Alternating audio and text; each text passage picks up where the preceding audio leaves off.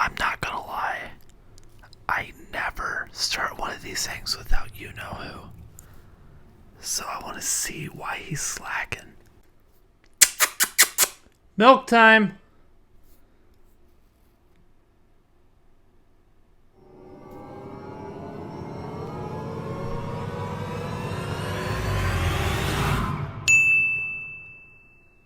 I think I know where he is.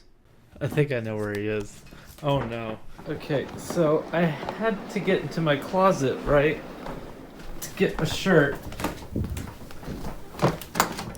Hi, baby. I'm so sorry. You always show up. Oh, I'm so sorry. We got a show to record. Come on. That's more like it. Oh, God. I knew something was wrong.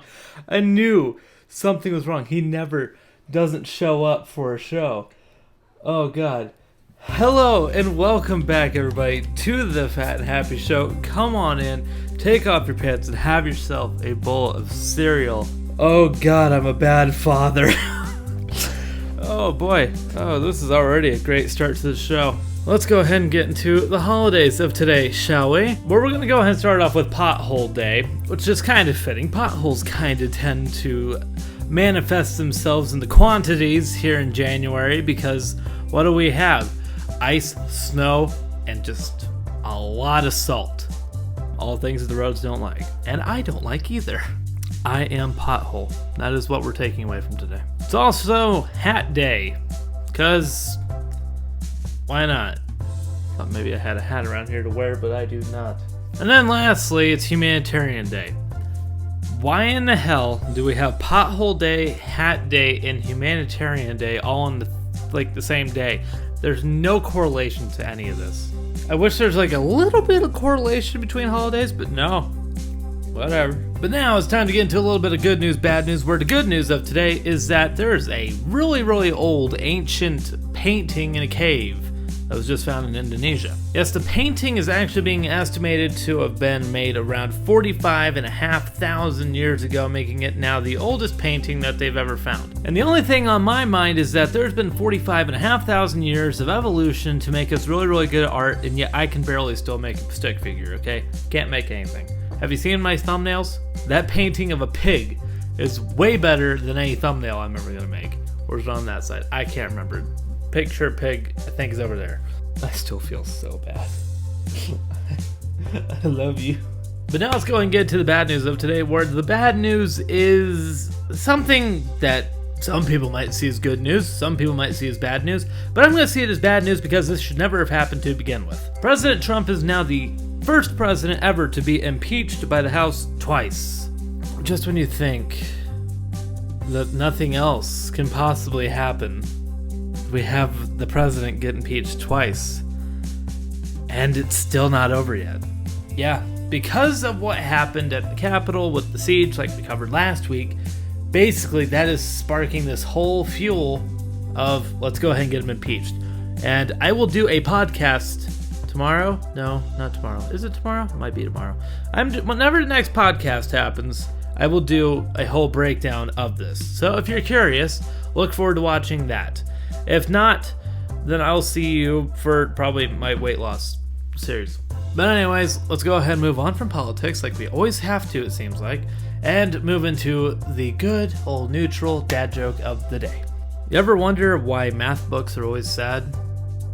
It's because they got a lot of problems. You've got problems. Yeah, they got a lot of problems. Don't we all?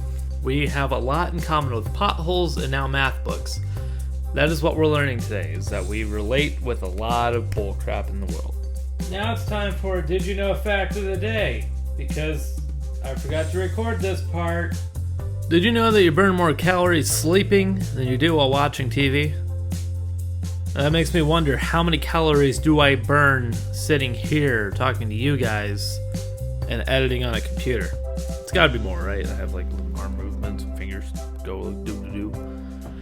But honestly, how in the hell do you burn more calories when sleeping? Because you're just literally just like, But no, apparently sitting here and going, is a lot less productive. I don't know. Apparently laying down and going, is a lot better than So that's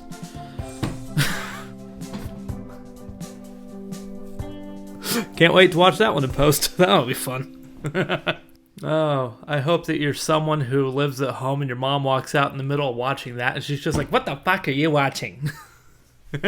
Alright, anyways, it's time to get into that 2 cents moment of the day. And I actually grabbed it right this time. Now's the part of the show where Kyle gives his 2 cents. In life, there is so many problems that you will come across in your day-to-day life. If you go a single day without a single inconvenience or problem, that is a blessed day that you should not take for granted. But on a typical, average, normal day, you will have many inconveniences. What do you do about them? Do you try and fix them? Do you just kind of ignore them? Or do you try and pursue a way around them? Well, the way that I see it is that there's 2 options. Either 1, they get to you, and you have to do something about it, or 2, you kind of realize that there's nothing you can really do about a situation, and you kind of have to just let it be.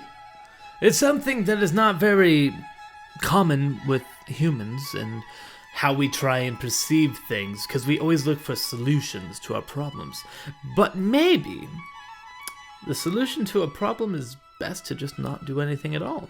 It's definitely an uncommon way of thinking, but the more that you realize that a problem is so big in your life that there's nothing you can really do about it, or that it is simply unpreventable, accepting it might be the better option. Case in point, when I was in college, I had to do a communications course, and a lot of that involved speaking in front of a class. Although I was very uncomfortable with being in front of a camera, per se, or being in front of a group of people, I had to come to the realization that there was nothing I could do about the situation, and just go with it. College broke me on many levels, and unfortunately, for some, college will not break enough. And that is a very true story.